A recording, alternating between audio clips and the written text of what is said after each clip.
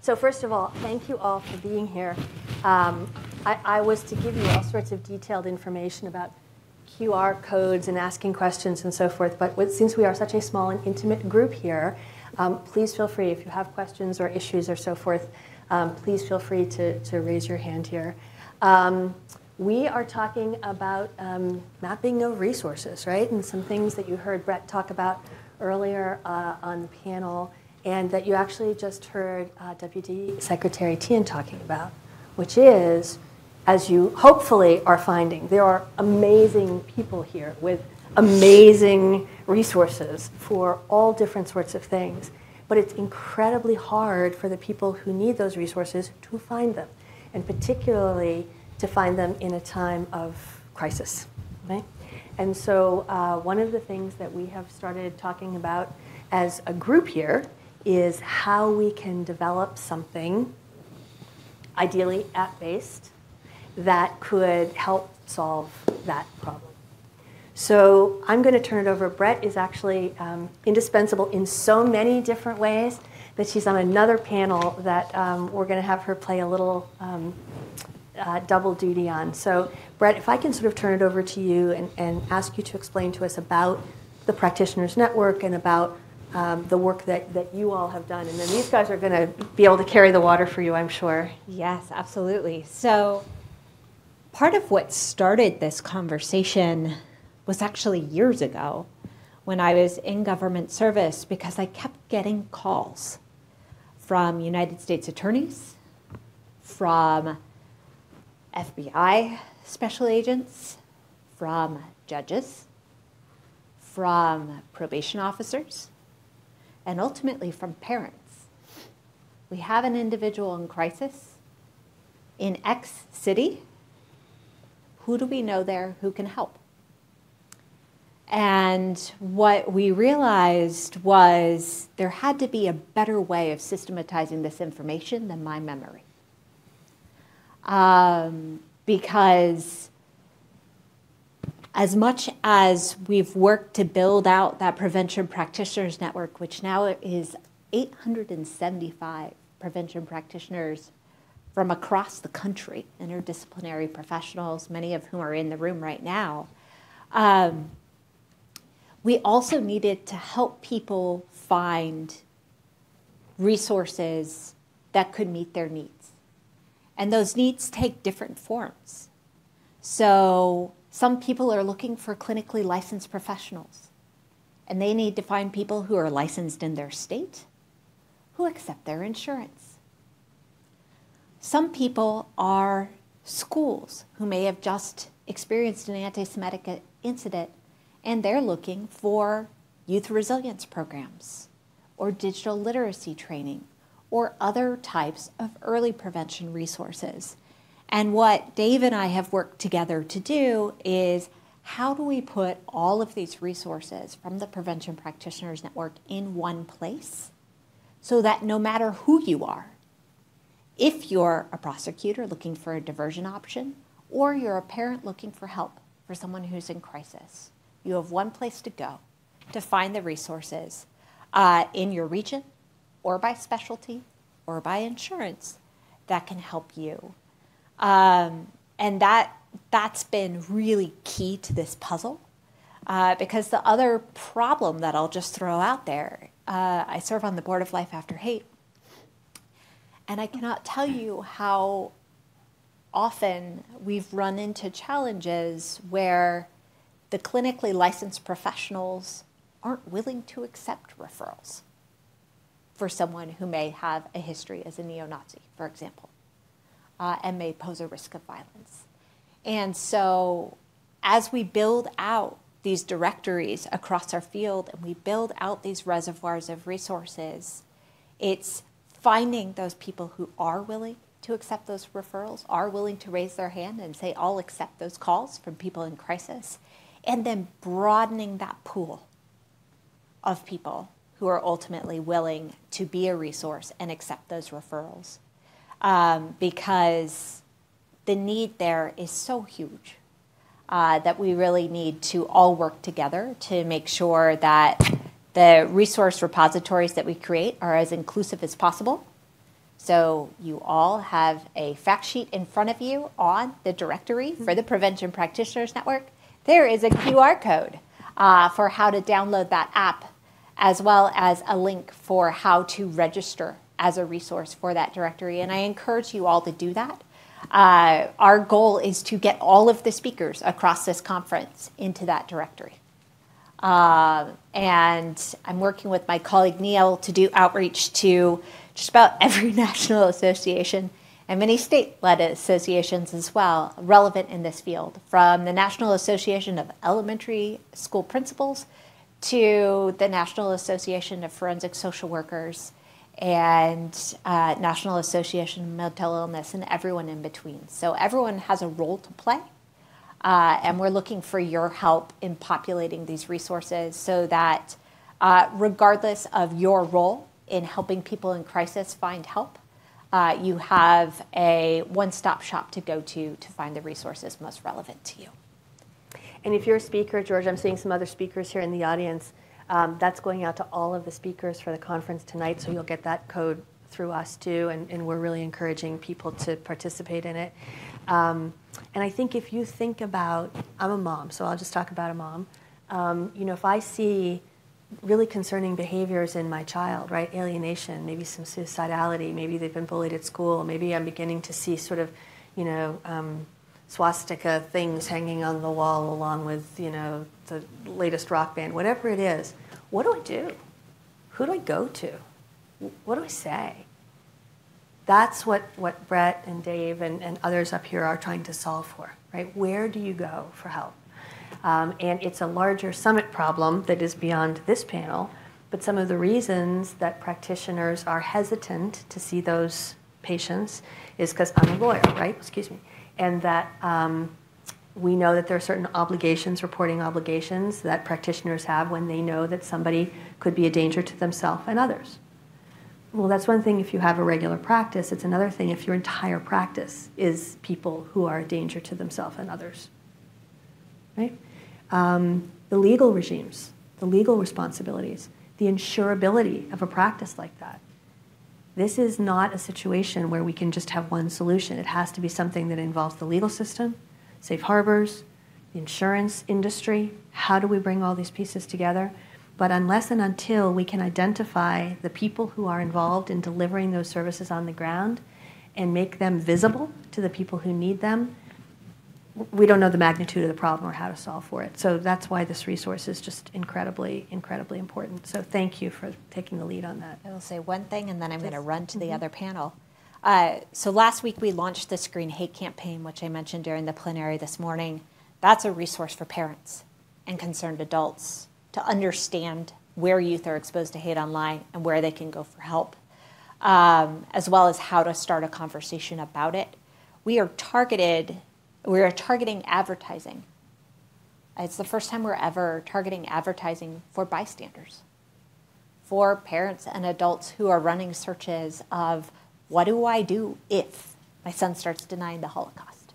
What do I do if, fill in the blank, in terms of the types of searches that bystanders will run. And so we're really looking forward to the data that we see from that campaign and being able to more proactively reach those parents who are concerned and looking for help. And we look forward to reporting back on that next year when hopefully we have all the speakers in the directory and we have a year's worth of data on what it means to really do targeted outreach to bystanders. Great. Thank you so much. And before you go, I'll just say to your face, in terms of doers, we've heard a lot of talk about doers. Brett Steele and the McCain Institute are among the best doers in the world, and so we're really privileged to have you here and really privileged to have you leading this whole project. So thank you very much. Neil Saul is going to step in. He is neither pregnant, nor blonde, nor female, nor whatever, but very involved in this project. So we're pleased to have you join us, Neil. Thank you. A couple things for those of you who are in the room. One of the things we've been doing over the last few weeks is elbow grease. This project takes elbow grease. So Brett's got 800, and I don't know, Neil, 800 and some odd. Yeah, she's going to need that. Hey, Brett, mask. Practitioners already in her network that she's already organized in remarkable ways. But there are a lot of other organizations out there that aren't in her network that are doing really good work. Many of them are here. So we're going to use this opportunity, bring all those people in. One of the things that lawyers in my firm have been doing with you guys over the last few years is, all right, who are the other people out there? All the fusion centers, all of the people who are in the SCN network, all of the, we know who they all are. And it is just a blocking and tackling project of bringing them into the app, into the ecosystem, and basically just coding what they are, right? Are you a mental health provider? Are you a safety provider? Are you an education provider? Are you law enforcement? What are you? And when people look for what they're looking for, they're just going to use that code and they're going to find these people. It isn't rocket science, but it takes a lot of elbow grease, and it takes people at their grassroots level who know who's doing good work, right? They might not have a super fancy title, but they're doing really good work. And we're joined by Alice Indiritu, the special advisor. Alice, it's lovely to see you. Thank you for being here. So for those of you who are doing this work in your own communities, if there are providers who are doing exceptional work, let us know, right? Come to the tool and have a discussion with us about whether that person should be in there and should be, a part of what we're doing. The other thing, I'll just do a bit of an aside, and then I'm going to turn it over to Brenda to ask about what the government. Oh no, I'm going to do Dave because I want you to talk a little bit about how the thing works. But what she was referring to is a redirect. Heads up, as a redirect. So do you guys know what a redirect is? So when you guys are searching, when you're searching for cat food, right? You're searching for cat food online, and all of a sudden, all these other cat-related ads show up. Did you ever notice that, right? All we do is we use that tool, that technology, right? Cat, loves cats, more cat stuff, right? And we're like, hate Nazis. A message about maybe you should be thinking of doing other things, okay? It is using search terms and delivering messaging accordingly. And so here, where you're looking for somebody, how can I help my son? I'm afraid that he's, in this group. A message will come up. Right? Here's the directory. Mm-hmm. Here is a place where you can get help.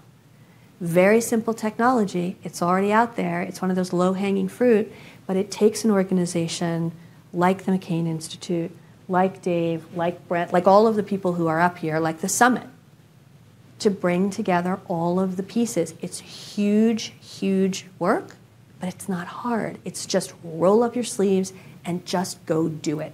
Okay? That's what the summit is. Just roll up your sleeves and go do it. You do not have to be an expert in the field to help us with this project. There's all sorts of research that can be done that we're going to bring together. I see Alice sitting in the back of the room. Whenever Alice is sitting in the back of the room, I know there's going to be some amazing idea that comes out about what's being done globally. So be advised, you were here for the beginning. But we want to start with this group first. There are other organizations around the world, the RAN in Europe, which has already got an organized set of practitioners. And one of the projects suggested to us is create a RAN here.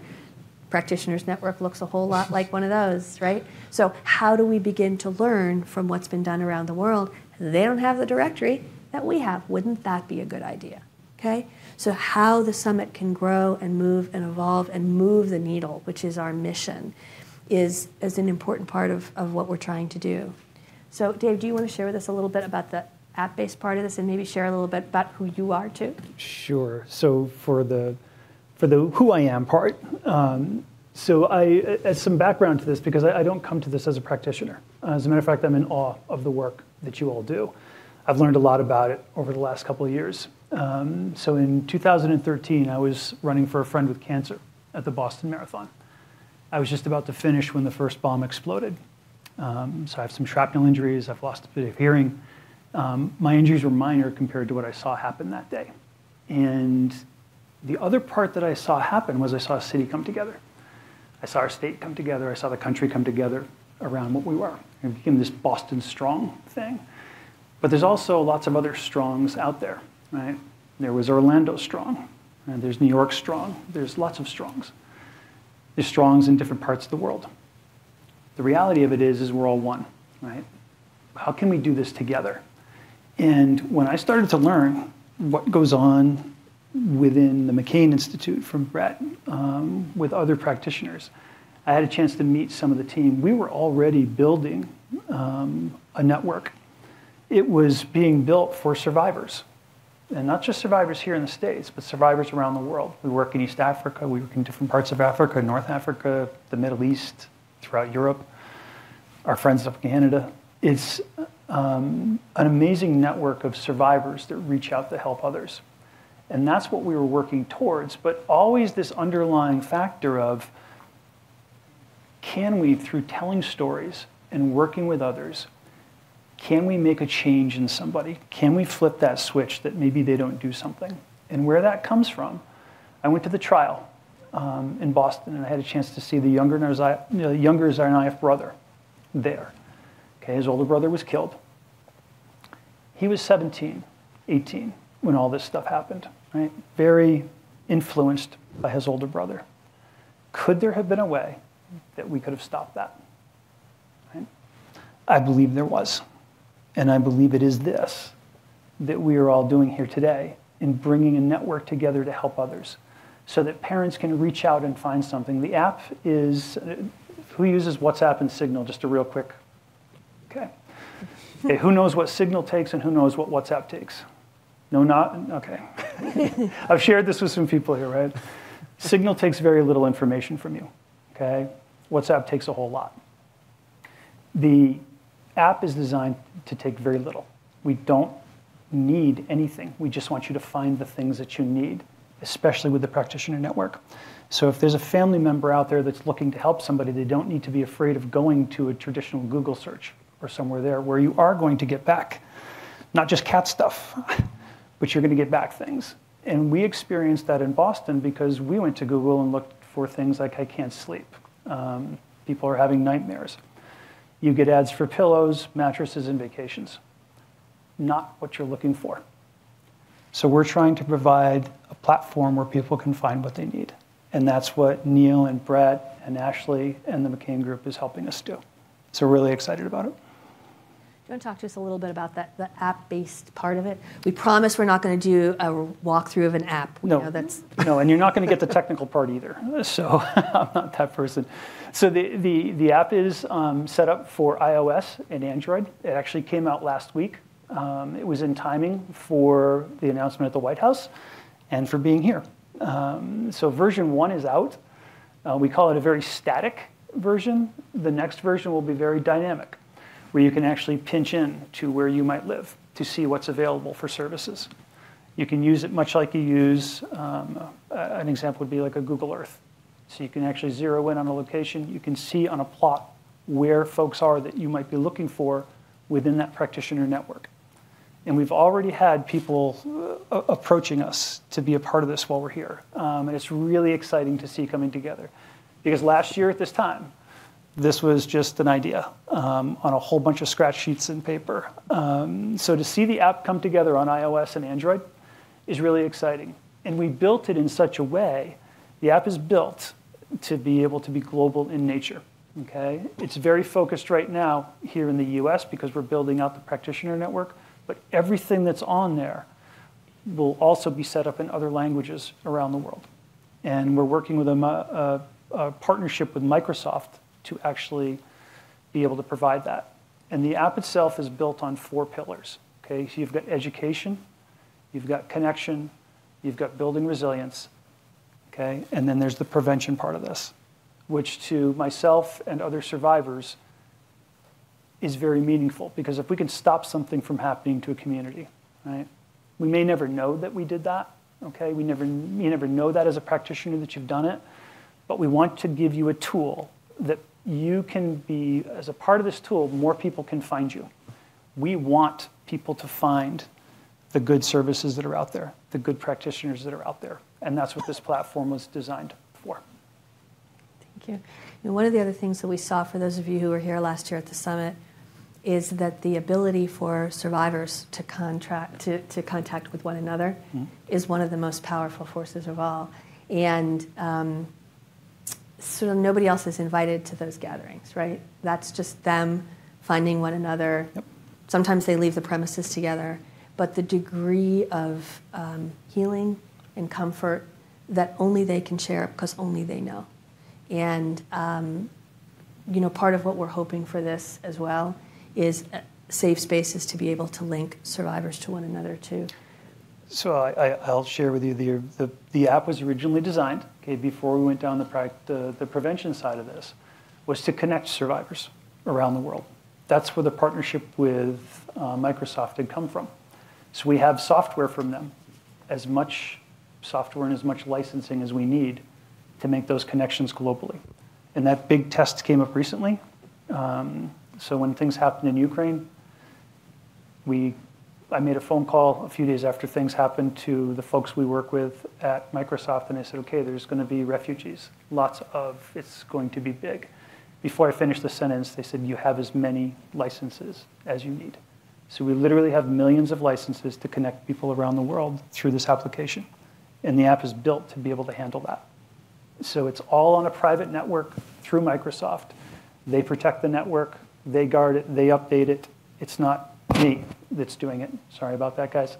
It's not me that's doing that, or the McCain Institute. It's actually the power of Microsoft is involved in this. And those stories that were mentioned, I mean, those are the things that really you connect. It helps you go forward. Right? I work with folks in Somalia right now. The organization's called Amin Ambulance. And they formed a foundation to help get people out of harm's way, to help save people. But what they don't have is a mechanism. You're lucky if you can get patched up correctly, but there's no psychosocial support. Right? So they're looking at using the app in that region of Africa, okay, in East Africa, to be able to form a network, both practitioner-wise for survivors, as well as to help stop things in that region as well. And again, the app is built to be able to handle that. It's not just a US-based thing. We built this to be global. And it was important to us when we formed One World. We formed it based on no politics involved, no race involved, no religion involved. It's just people helping people. And we're transitioning that into the technology of the application to be able to reach more folks. Because I've been to refugee camps. One of the first things I saw was a cell tower. People have phones. There's connection. You can connect with others. You can work with folks that have been through things. So we're excited about it, and those stories play a big, big part in this. Thanks for sharing that. I'm a trial lawyer, as you may know, and chronologies I've always found are very instructive to understand why something happened, right? You look at the chronology, the order of events. And I just want you to really pay attention to the order of events here. You don't have Microsoft inventing an app to solve a problem. You have a survivor of a crime of hate coming together with other survivors to create something, and then find the McCain Institute, practitioners that bring some organization, and then go to Microsoft to build this thing and to be a part of it. What the summit wants to bring to your attention is the power of that, right? This was ideas, this was last year, this was the summit, this was napkins, this might have been some drinks, I'm not sure what this was, but this was a survivor with a brilliant idea, surrounded by incredibly smart, capable people who could help deliver on that, and then taking it around the world. I don't think it's fortuitous that Alison Diritu is sitting in the back of this room right now. And I think some of you are thinking in this room, wow, how cool would it be if you could just drop in, some video training for some people who are in Somalia who might not have it in a, language specific. What if you could just drop in? Once you have the app, once you have the people, you have built an incredible force. What do you do with it then? And hooray that Microsoft is involved. That's great. So now let's give Microsoft the roadmap. Right? So many people wait around and you say, well, what do the platform companies do? What are they going to do? Don't wait. Right? It's that quote, don't wait for leaders. Be one each to the other every day. That's what Dave did. That's what the McCain Institute did. And that's why we wanted to have this panel to illustrate the power of that and to invite you all to be a part of it, right? Who in your community ought to be in there? What are the needs of your community? Put it in there. It's like Prego spaghetti sauce. Remember that ad? It's in there. Remember that ad? I'm dating myself, badly. But it's powerful and it's important, and the work you've done is just extraordinary. Lauren, let me share one more thing, because as we talk about all this, right, the one thing I wanted to make really clear, and when we went to build this, okay, we had a lot of help. In Boston, we had veterans of the Iraq and Afghanistan wars come to visit us after everything happened. They visited us in hospitals and rehab centers. And it was the first time that many of us knew that we'd be okay, because we connected with somebody who'd been through something similar. And that was a lot of what we were trying to put forward with what we're doing with One World. We're helping others the way that we were helped. And creating those networks and those organizations, there's a lot of fuel here. And when I came to Eradicate Hate last year and I saw what Laura and the team were putting together, I left here amazed. And it's been probably one of the quickest years of my life this past year with everything that's happening. Not some of those afternoons, Dave. No, not some of them. But what I'm seeing happen here, and the people even that I've met today, Laura, just absolutely amazing what folks want to do. And we're excited that we can provide a piece of that for folks. But the big thing is, I wanted everybody to know, there's no cost to this for practitioners, okay? We want you to have space there. We want people to find you, okay? There's no cost to people providing those resources, zero cost.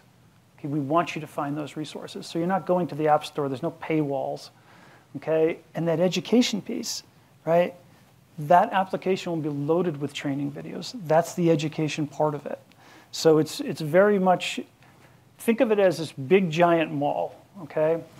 We're occupying this much of it right now. All right, there's a whole lot more space there. Yeah. So we're excited about it. So thank you so much for that. Because many people think about, well, what's government doing? Government ought to be, making these resources and whatnot available. We just heard a wonderful presentation from the Deputy Secretary about what government is doing anew and building. And Brenda, if you could maybe share with us what government is doing and how do we help fit that piece of the puzzle into this sort of maybe a ready-made directory for people. Sure. Thank you. Thank you so much, Laura, for having me. I've been blown away. Each person I meet is extraordinary at the summit. So congratulations to you and to all the organizers, and I appreciate everyone for coming out. I'm going to take a step back. While I don't have an app to share, I'll tell a quick story that kind of will give some flavor to the work that I'm doing now. Back in 2015, 2016 time period, there was a rampant increase in anti-Muslim sentiment. Typically, cycles around different election cycles, you see the spikes in hate crimes and whatnot. And I was actually working in the private sector at the time and working in a pro bono capacity, but I ultimately left to work in the advocacy space to try to figure out how can I help nonprofit institutions navigate and get the resources they need to be resilient and to protect themselves against threats of violence. And I started to realize it was a complete maze. It was extraordinarily difficult for someone like myself, who is, well-educated, have a law degree. I could not figure out how to apply for these grants. I could not figure out how to advise communities on where to go. There were resources at the Department of Homeland Security. There were resources at Department of Justice. People didn't understand the difference between them. And you're trying to help individual members of society who have community centers telling me I'm scared because I don't have a security officer. I don't know who might walk in tomorrow and what might happen to my center. So that was my first foray into this journey. I walked in thinking, okay, I can help people figure this out. Like, I got this, and I opened up the application. I couldn't even figure it out. So fast forward to the role I'm in now, and I'm very grateful to have joined the Biden-Harris administration on day one. My first appointment was actually in the Civil Rights Office at the Department of Homeland Security before most recently joining as Assistant Secretary in our Office for Partnership and Engagement. Our office really serves as a conduit for communities, local mayors, governors, nonprofit institutions, academic institutions, to serve as a conduit for the department, to make sure our policies are improved, to hear feedback on how our policies are working, but to also hear from them what's happening on the ground. And as soon as I arrived at the department, I heard that same experience that I had back in 2015, 2016 time period of, We're really happy you have grant dollars out there. We don't know how to use them. So the Biden-Harris administration had made a number of different executive orders right from the get-go on racial equity and enhancing that. So one of the initiatives that Secretary Mayorkas has undertaken is how can we improve and make more accessible our grants and our grant applications. So that has been something that even though this year they announced an additional $70 million for these grants, we're really looking for ways to enhance equity in our grant giving and our grant making to make sure that those that are most vulnerable can access those grants and those resources that they need. Now that's just at the Department of Homeland Security and our efforts that we're working on. But I wanted to share last Thursday, as many of you know, and I recognized a lot of faces, many folks were at the United We Stand Summit, which was a historic summit that the White House had put together that actually named the problem. First time that you had a group of survivors of hate violence sitting in a room talking about the impact of such hate at the White House. It was extraordinary to hear the stories of resilience, the stories of pain, and the real commitment from practitioners as well as from government of what we can do to move past this violence. And one of the announcements that the president had indicated was, as part of the first ever national strategy to combat domestic terrorism, is putting together an online resource for prevention. And that online resource of prevention will be that one-stop shop, maybe not an app, but will be a one-stop shop where any individual can go onto this website and you can have all the resources. It's extraordinary how many there are across federal government, from the Department of Education to even our arts and humanities, and different approaches to prevention will all be located on one site. So that way, any individual doesn't have to figure out, well, what is that program, that acronym that's within DOJ or that acronym that's within DHS, but can just go to one website and identify all the different prevention resources.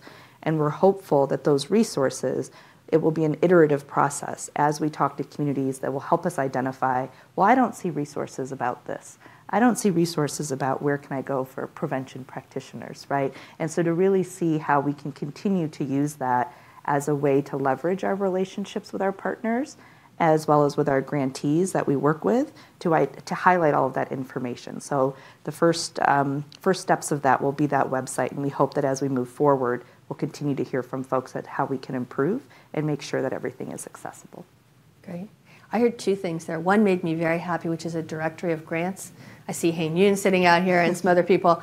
Please do that, because I have a law degree too, and for the life of me, I'm just telling you, okay?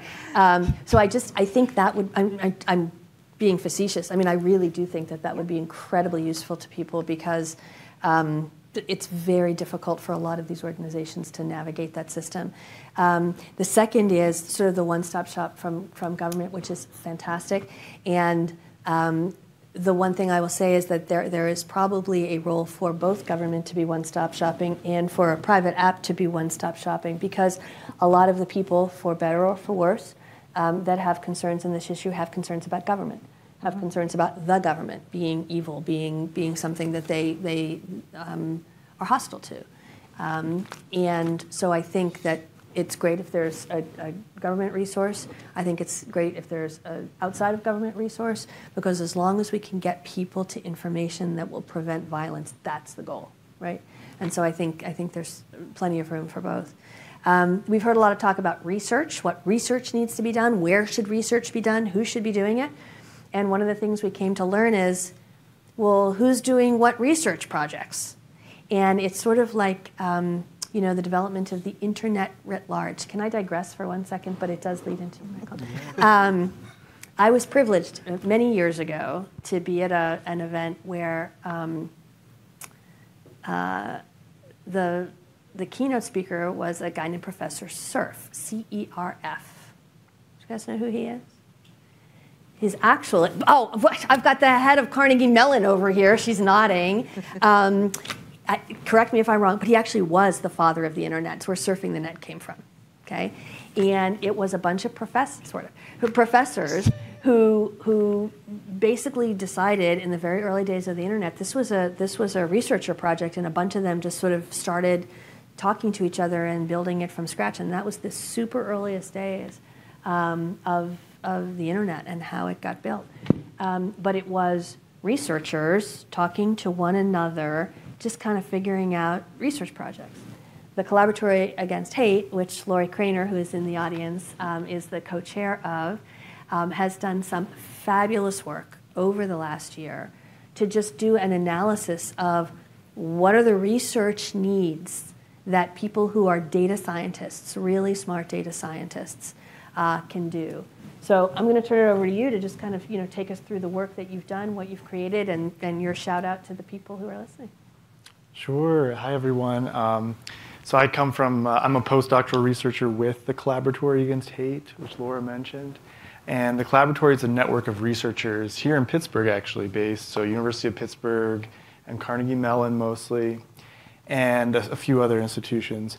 And what we wanted to do as researchers was actually get out of kind of the ivory tower, get out of just our little disciplines. And I come from a kind of a computer science background, and so I was reading all these things about the different algorithms for detecting things like hate speech, using different sources of data, networks, language data.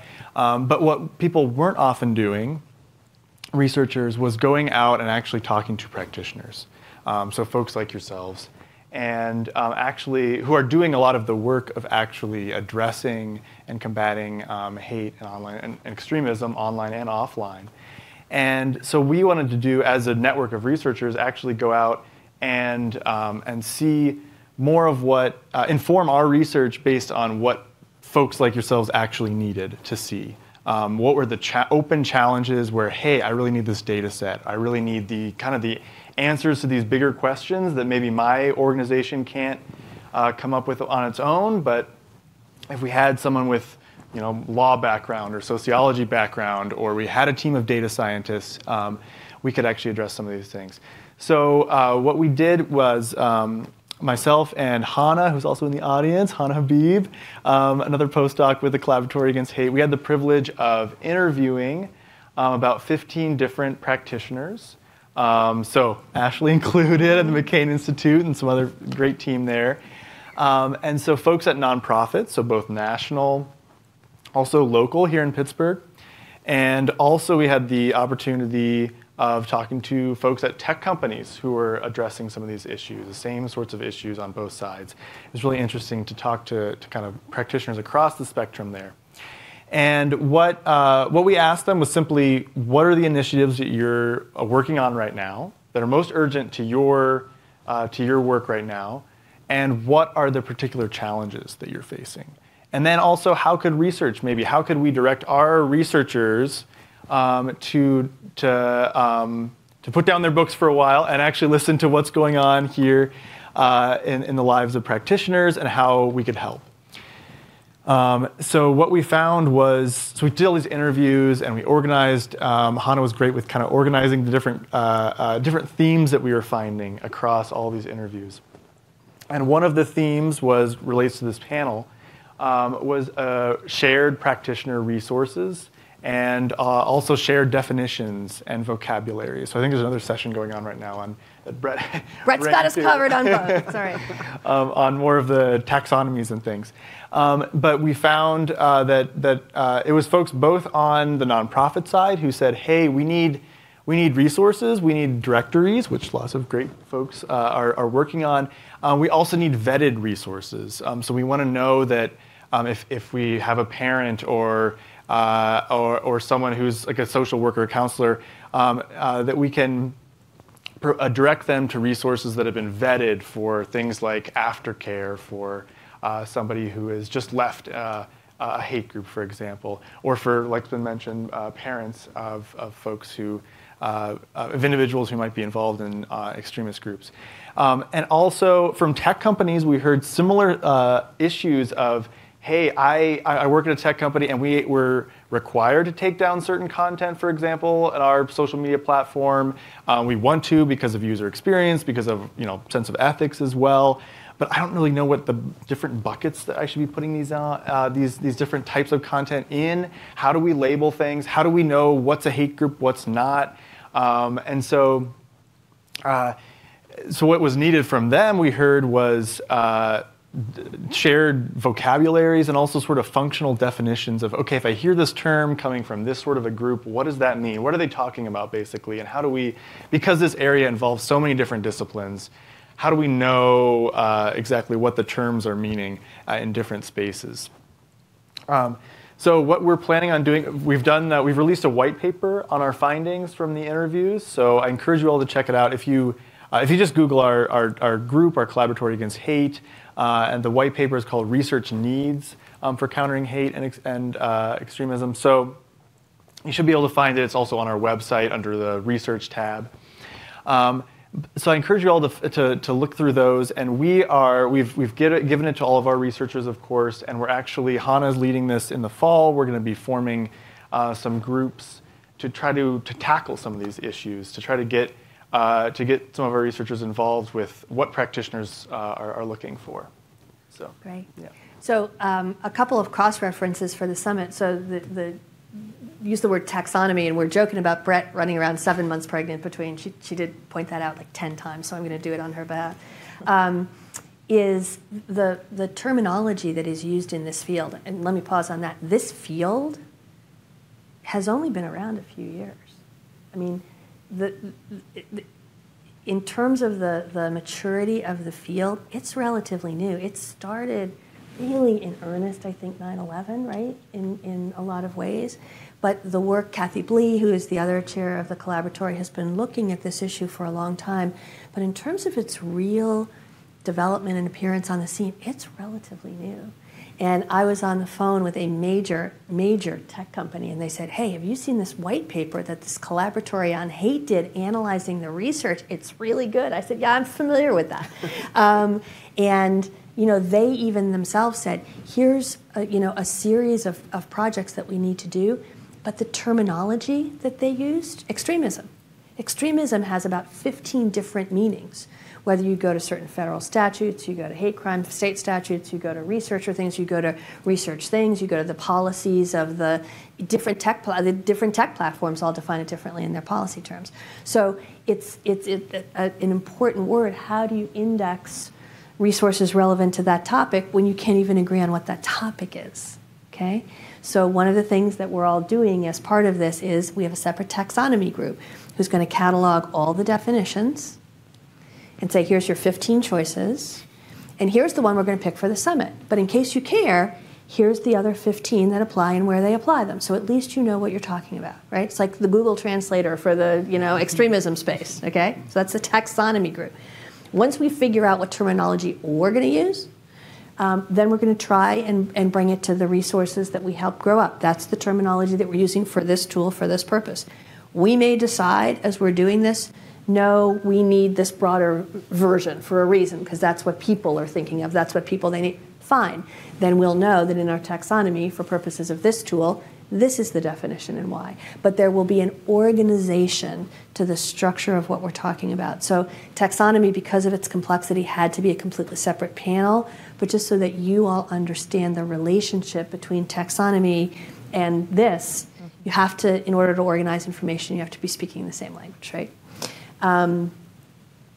The other thing that I think is really helpful about this tool is there are a lot of researchers here who would love to get involved in these group research projects.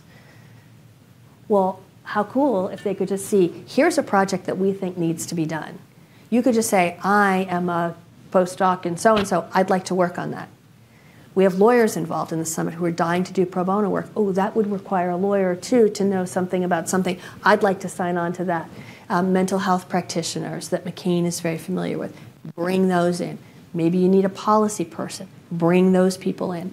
But unless you see the list to get people to gravitate to the particular projects, that process can't happen. Similarly, for the platform companies, there's a lot of people at them. You should do this, you should do that, you should do this other thing. It's much easier to say, here's a particular research project we want to do. Here's why. Here's the data that we need. May we have it? And if not, why not? And if there's a reason that you can't give it to us, that's privacy-based, that's contract-based, that's legally based, that's whatever based, tell us what that impediment is, and we'll go work on that, right? And we'll clean that up, and then we'll be back to you because this is the research we need and this is what needs to be done. But that ability to be disciplined and thoughtful as you go through here, that is a complex project. That's what the summit was built to facilitate, okay?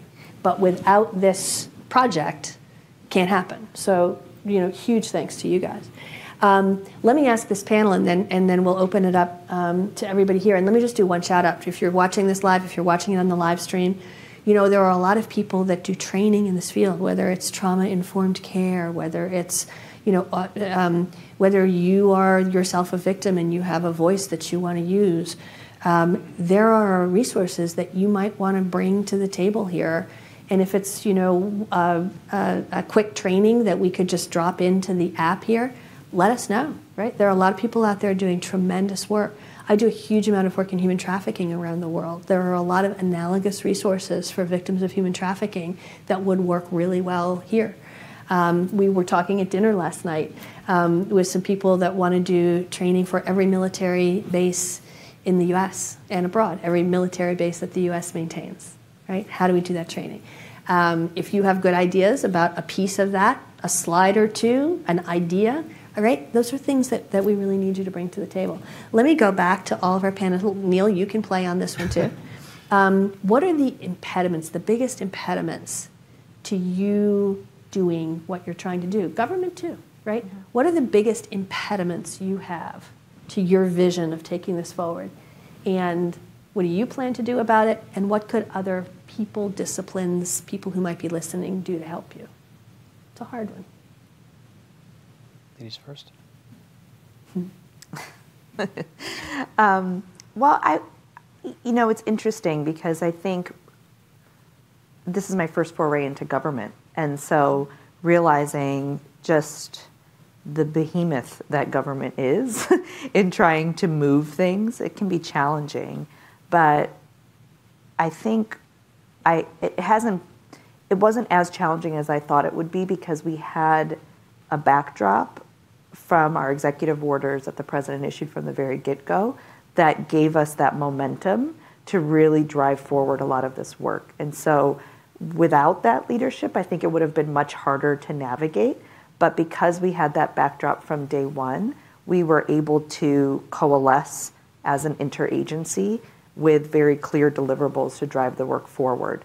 And I think that national strategy on domestic terrorism that was issued, I guess it was over a year now, it was last June, really set the backdrop for all of the work across the interagency to really drive this work forward. I think if we didn't have that, it'd be much more, we'd be having a very different conversation today. And I think, that doesn't quite answer your question because that would have been an impediment, but I don't see it as one because we had that. But I think that strong leadership and having those strong examples through the executive orders and through the national strategies, that helps coalesce the interagencies to drive that work forward. Okay. I think the biggest challenge that we all face is people feel like they have to operate in their own silo, kind of protect their own turf on these things. And it's this summit that can get people out of that and get people working together. The biggest thing that I've seen in the last couple of years are organizations working together in this space. I mean, we didn't approach this. It was the veterans organization, Semper Fi America's Fund, that actually wrote the check for us to start building the app. CP3 awarded us a grant to build that app out. Okay, we're now building these things with all of you. It's not in a silo. It can't be. And I think that's the biggest challenge that we all face is we feel this, we've got to focus on just us, right? You've got to survive in that fiefdom. Right? We need to get out of that. And I think what you're putting together here with this summit, with everybody, as a national program that has much bigger implications around the world, right? That's very needed right now. That's the biggest challenge I see. Can I add a footnote? Please. To mine? Just one other item that I think is often challenging that you reminded me of is it's one thing to work together It's another thing to disseminate nationwide, and I think that is also where you need to leverage on your partnerships and your relationships, because we can have all the conversations we want amongst ourselves, but if we can't get those resources and tools out to the far corners of the country, then it's much, much harder to do the work. So, but yes, I just wanted to add that. Yeah. Well, and I think there's a relationship that we should be frank about between funding and collaborative work, right? So a lot of what we've seen in the space is that there were people doing amazing work, but competing for funding. Right. And they didn't want to share resources because, you wanted to have the unique thing so that you could get funded. And that was really paralyzing. And you had goodwill on both sides, right? You had people doing great work who just really needed to fund it, so they didn't want to dilute it, right? We had government wanting to fund it, and everybody was paralyzed by this problem. So one of the things the summit is trying to do by connecting people here is sort of what we saw happen here. So then Dave and McCain and the 3 or 4 people working on it kind of go together to government and say, this is the project we want to fund. Government says, this is genius, because what do they want to fund? They want to fund the best people in the world with an actual deliverable near term in a collaborative way. That's the summit. So what they did on the back of an envelope, right, helped the government disseminate its money in the most efficient and effective way. And it also did what? A year later, the summit has a 1-year deadline every year. Right? You got to come back every year, right? And you said we rushed it to be done. Of course you did. We rushed the summit to be done too. Okay, there's a surprise. When you give yourself a deadline, things move forward. And so, again, just so that you understand where you are and what we are inviting you to do, have those conversations here. Figure out what the plan is. Figure out what the project is. Our dream for the summit someday, we're not there yet, but our dream for the summit someday is to help disseminate financial information down through, right? To help be the place, and maybe it's just the other way. Maybe you aggregate here and so you can deliver it together in one neat package. But it is to break through that stasis that existed because people had to compete for funding, right? Funding is always going to be limited. There's always going to have to be some competition. We're realistic about that. But if we can draw the picture better for the funders, right? And if we can make it easier for the people who are doing the amazing actual on-the-ground work to come together and make that plea together, that's going to solve some very practical problems and hopefully is going to break through that stasis. So just to be completely transparent, that's one of the things that the summit wants to do. I'm seeing we have 7 minutes and 24 seconds. I'm going to ask the panelists if they have any last word that they must share with you, and then we're going to open it up if you have questions, suggestions, criticisms, observations. Anybody have a burning? Just one. I think it's another problem is just having people see themselves in this field. And to your point, it's a new and emerging field. And to Dave's point, working in silos, one challenge that I've come across in just doing this outreach is people understanding that their profession fits into this space. But well, and that's we wake them up too, right? Right. It's like I have a role in this space. What? Yes, yeah. you do. Yeah. Really briefly, I just wanted to add that, along with the themes Laura mentioned, we have specific projects that we identified. So as we were talking to practitioners, we noted, oh, hey, that sounds like a specific project that sometimes even they would be interested in funding. And so that's part of the white paper is a link to a list of some of those projects we identified and also a link to a website that we're updating with those projects. And that can help bring different disciplines together. So if you're a researcher and you want to see what other people are doing to pile on, check out their database.